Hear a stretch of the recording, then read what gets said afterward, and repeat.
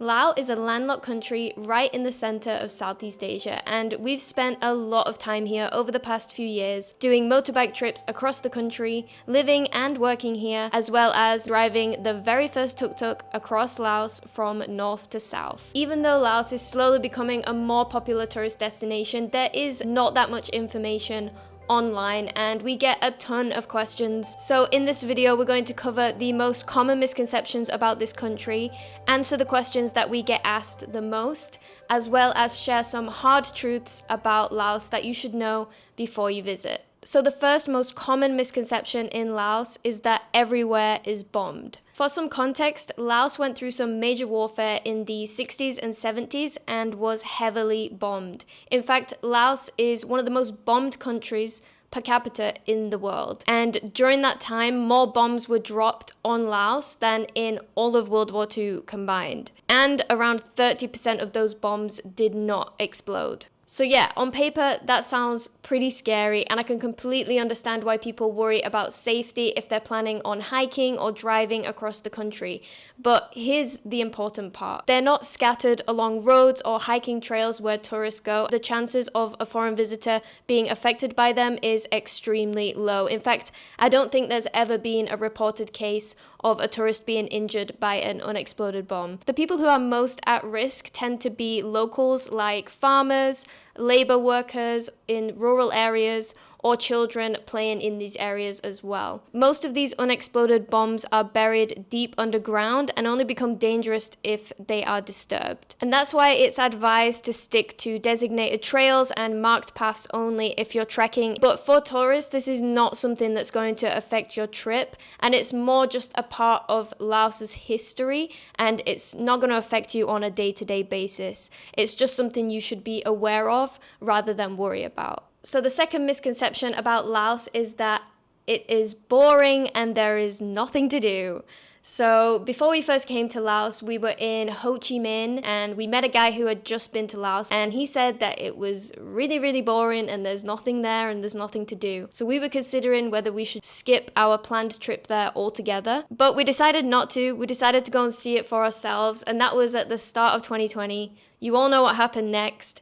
And we ended up staying for a long, long time, and I can tell you right now, Laos is definitely not boring. A lot of this comes down to personal preference, so if you're someone who likes big cities, nightlife, and party places, Laos might surprise you because it's not like Thailand in that way, even though there are places like Vang Vieng and Don Det which are known for their party scenes. But if you love nature, waterfalls, lagoons, caves, hikes, jungle treks, or adventure sports, you'll absolutely find plenty to do here. Especially for anyone who enjoys the outdoors or big adventures, Laos is packed with incredible experiences, so it's definitely not a boring destination. The third misconception people have is that Laos is dangerous. A lot of what we see in the news about other countries tends to focus on the negative aspects of the countries, and Laos is no exception. A recent example is the alcohol poisoning that happened in Vang Vieng. Situations like that are extremely tragic, and I can understand why it could deter people from visiting a country. What often gets missed out is that Laos has many positive aspects that make it a very safe country for tourists to visit. It has very low crime rates, and from our experience, we've never been robbed or scammed. We've never experienced any violence or aggression from local people, and we've consistently felt safe here, even walking around the capital or in the cities at night. But that's not to say that bad things never happen. We have heard stories from people who have had their money stolen when they left their bag on a bus, but obviously that can happen anywhere in the world. Just basic travel common sense will protect you from all these issues. Overall, incidents like that are pretty uncommon, and they don't really reflect what day-to-day life in Laos actually is. In reality, Laos is a very welcoming and peaceful country, and it's always felt like a safe place to be for us. And the next misconception that people have about Laos is the idea that you will constantly encounter wildlife here. Just because it's a rural country with a lot of jungle, people assume that they're gonna see a lot of wildlife just on the streets running around. In reality, seeing wild animals in Laos is actually quite rare. Most wildlife stays deep in protected areas and remote regions, far from where people normally go. Deforestation, development, and decades of hunting have made it so that many species have become extremely elusive, and even locals don't see them that often anymore. You might spot things like birds, butterflies, lizards, snakes, or water buffaloes, but dangerous wildlife sightings are very uncommon. If you do want to see wildlife in Laos, it usually involves going to specific conservation areas, guided treks, or protected national parks, like the Gibbon Experience or an elephant conservation home. But we have noticed more effort being made to try and reintroduce species, such as the Siamese crocodile in Savannakhet province, and we also saw new signage when driving on the Takek Loop, and it indicated that there are wild elephants roaming there and to be careful when driving through that area. So that is pretty exciting for Laos, and hopefully it will help preserve the wildlife here for the future. So now I'm going to answer the most frequently asked questions that we get on our channel about Laos.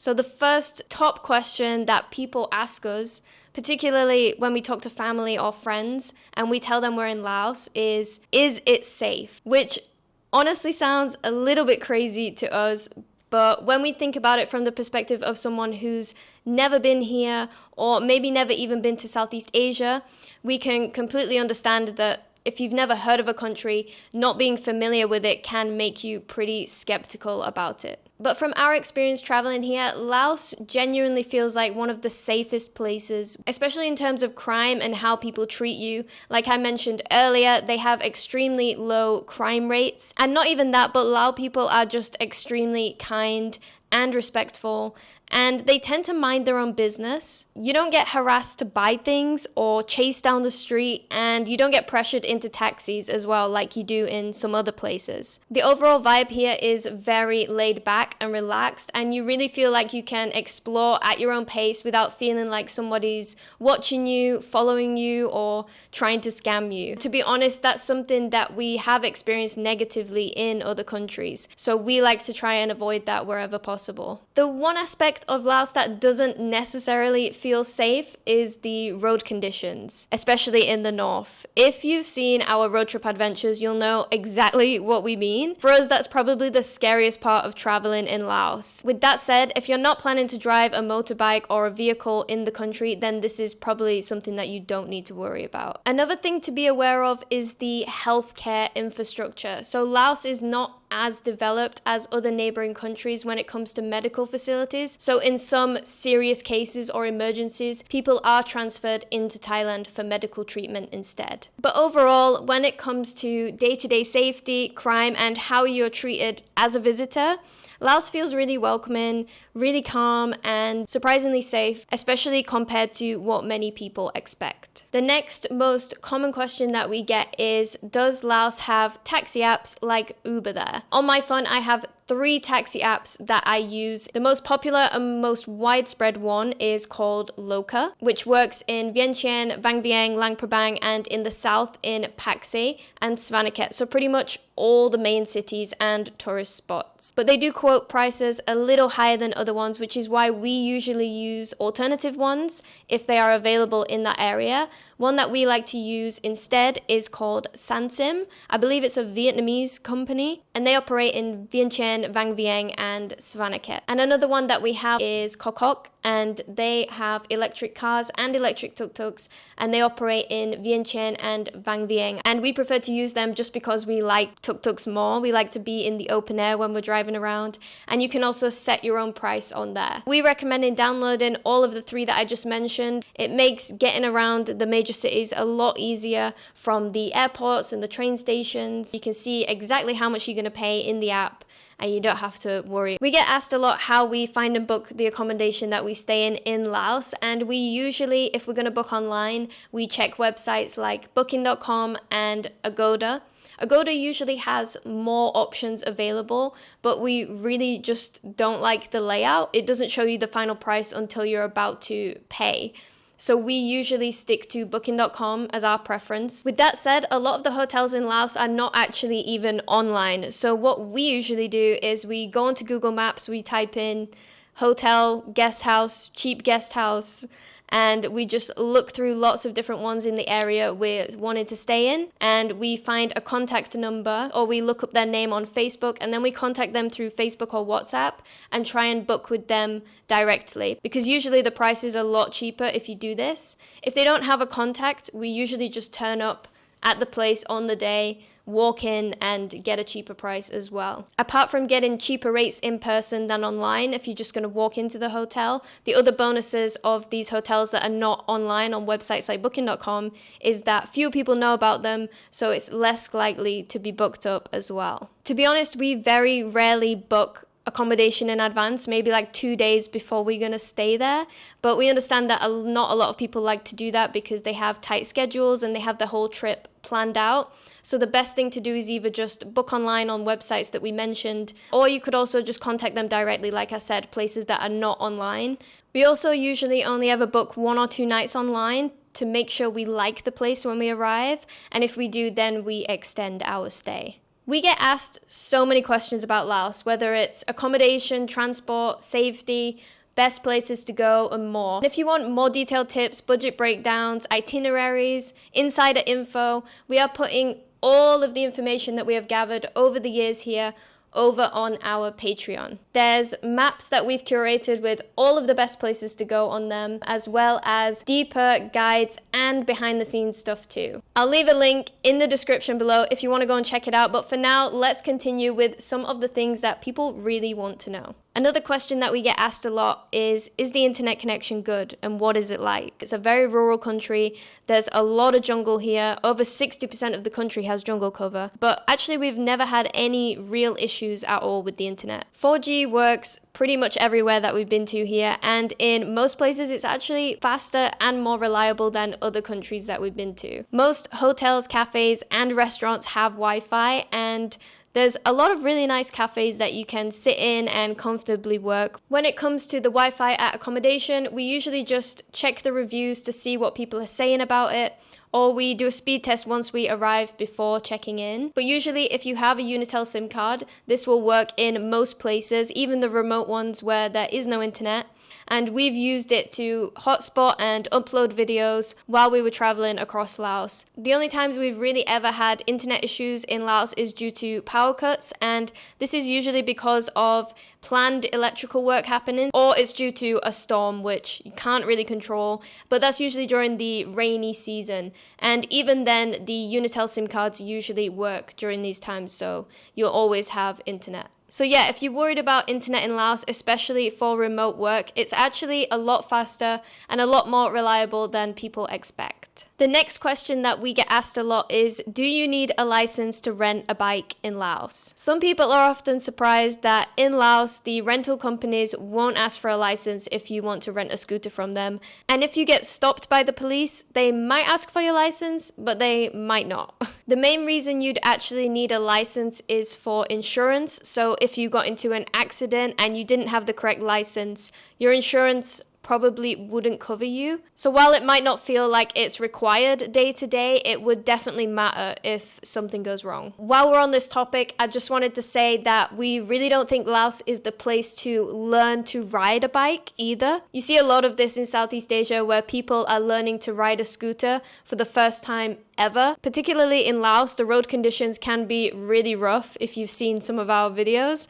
And for general safety, we'd only recommend renting a bike or a tuk-tuk if you're really comfortable and experienced to drive in one. If not, it's honestly just better to use taxis, tuk-tuks, buses, public transport instead. The next question that we get asked a lot about is, do you get sick from food poisoning? And Laos definitely has some pretty intense food, like blood salads, raw meat dishes, intestine soups, insects, and even live seafood. Stuff that can sound pretty wild if you're not used to it. But just because the food is different, it doesn't mean that it's not prepared properly. If you're worried about food poisoning, we would recommend just sticking to restaurants and cafes that you're comfortable with in the beginning, and then maybe easing into the street food. There's a lot of Western style places too that serve all the usual stuff like steaks, pizzas, burgers, if you're wanting something more familiar. But if I'm honest with you, the popular night markets in tourist destinations like Luang Prabang and Vientiane have very safe hygiene standards, and you'll see locals and tourists eating there every single night. What we usually look for when we're deciding whether to eat street food or not is if it's on a busy, dusty main road, if the food is covered, if there's flies around it, if it looks fresh, if it smells fresh.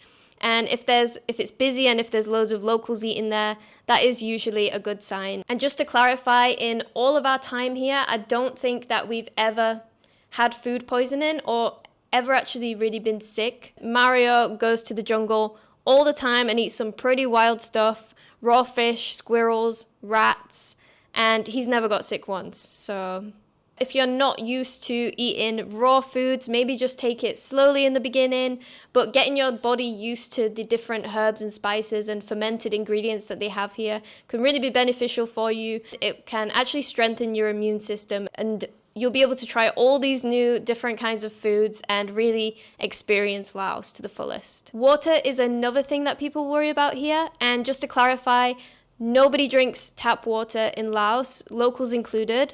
Most people just stick to bottled water, filtered water, or they will drink tap water if it's been boiled beforehand. If you're getting served ice in restaurants or cafes, it's completely safe and fine because the ice is delivered from factories that make it with clean water. So we've never had any issues with that. Now let's talk about some of the hard truths you should know before coming to Laos so you're prepared for your trip, you know what to expect when you get here, and you know how to act in certain situations. So the first hard truth is that transport in Laos can be a bit stressful. Getting around Laos is not always straightforward. The train has definitely made things easier, but tickets can only be booked 3 days in advance through the LCR ticket app, and they sell out fast. So if you're trying to plan ahead, this can be a little bit stressful. The good news is there are ways to reserve them in advance through reliable websites like Discovery Laos, or you can also ask your hotel to book them for you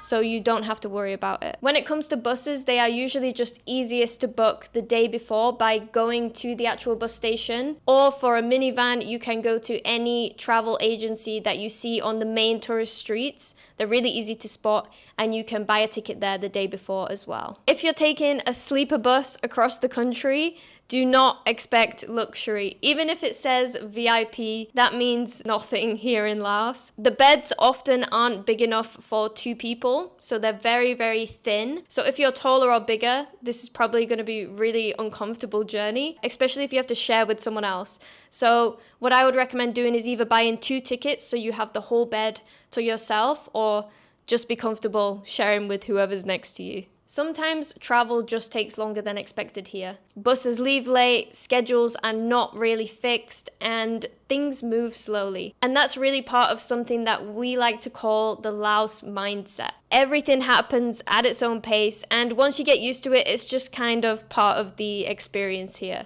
The second hard truth you should know about is the Laos mindset and how to act and react. Number 1. Don't expect top-tier customer service. Laos doesn't really roll out the red carpet just because you're a tourist. And if you're in a restaurant or buying something, if you're from the West, it might feel very different to what you're used to. And that's just how it is. And it doesn't mean that people are trying to be rude. Most of the time, if your food or the service is not how you expected it to be, you're just gonna get a polite sorry and an acknowledgement that it wasn't up to your standards. And that's about it. No manager is gonna come over and try and rush around fixing things for you. You really can't be a Karen here, so don't even try. It won't get you anywhere. The second part of the Laos mindset is that people avoid conflict. This shows up everywhere, on the roads, in shops, in daily life. Even though traffic can be chaotic, people don't honk or get aggressive. If you ever deal with the police, don't argue with them, even if you think you're right. it's only going to make things worse. A calm and polite approach goes a lot further than just getting frustrated. And the third part of the Laos mindset is that everything moves slowly. Laos runs on its own time, basically, and it's what locals call Bopanyang culture, which means no worries. This means that things can take longer than you expect. If you're used to rushing, getting things done and doing things fast, this can be extremely frustrating, and I still experience road rage to this day. But if you just try and embrace it and let it become part of your experience traveling the country, then it can add to the charm and take a lot of the stress off the whole experience. Basically, the Laos mindset is about politeness, patience, and just going with the flow. And if you can do these three things, you are going to have a much more enjoyable experience traveling Laos. The third truth about Laos is that it is not good for shopping. If you're coming to Laos and expecting lots of big brands and huge shopping malls, you are going to be disappointed. Most of what you'll find in Laos is Chinese knockoffs, stuff sold in the local markets, and they generally don't last for very long. So if you need anything essential like electronics, high quality shoes, or branded clothing, we would definitely recommend buying it before you come here. Fixing tech like phone screens or laptops is generally not ideal here either. It's usually a lot more expensive than Thailand or Vietnam, and the quality of the repairs and the replacement parts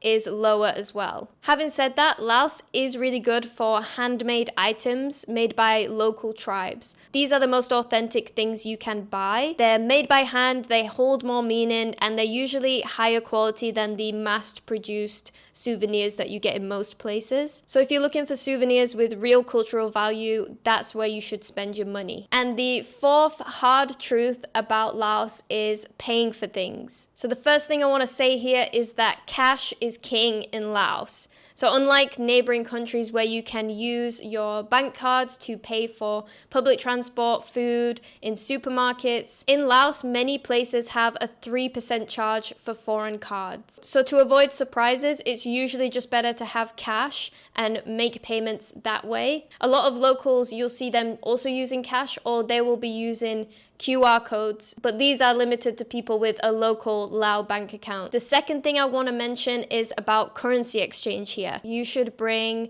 ideally US dollars with you because they are the easiest to exchange and get a good rate here into Lao Kip. But one thing I would warn you not to do is exchange too much money in one go, because for some reason in Laos it's extremely hard to change Lao Kip back into US dollars. A lot of banks will not take Lao Kip even though it is the national currency. Most of them won't accept it back, so only change the small amounts you need as you go so you don't end up losing money when you need to leave the country. The third thing I want to mention is ATMs. The best one we found is B-Cell ATM. The fee is around 30,000 kip to withdraw 2 million kip, which is the highest amount you can withdraw. It's about $100 and it will cost you $1.50. Just make sure you withdraw enough cash, especially if you're heading into rural areas, because they might not have ATMs there and you might not be able to pay with card either, so cash will be your only option. And sometimes if there is an ATM in these smaller areas, we've encountered a lot of situations where the ATM wasn't working or it didn't have enough money in it, so we couldn't cash out then. We had to drive all the way back to a bigger town to get money.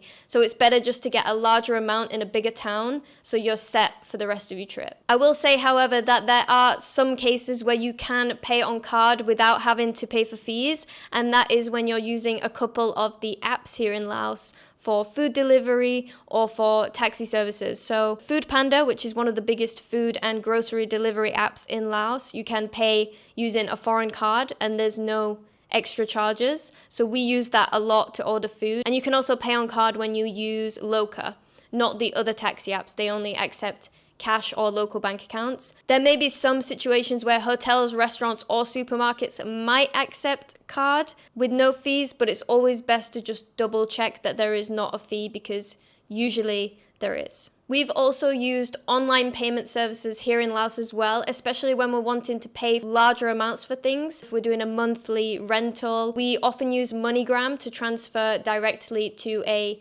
BCell bank account. It saves withdrawing at the ATM multiple times and the fees are really reasonable. Another great option for transferring money in Laos is Wise, and their fees are really reasonable as well. We also have a video on this channel, 15 things you should know before visiting Laos, where we cover all of the basics, which you should definitely watch if you haven't already after this video to get a little bit more insight into Lao culture, the best time to visit. Boring stuff like visas and all of that information is in that video as well. I'll link it in the description below. I hope that this video helped any of you that are planning a trip to Laos soon. And yeah, if you have any more questions, if I forgot to cover anything in this video, just drop a comment below and we'll get back to you there. Thank you for watching and we'll see you in the next one.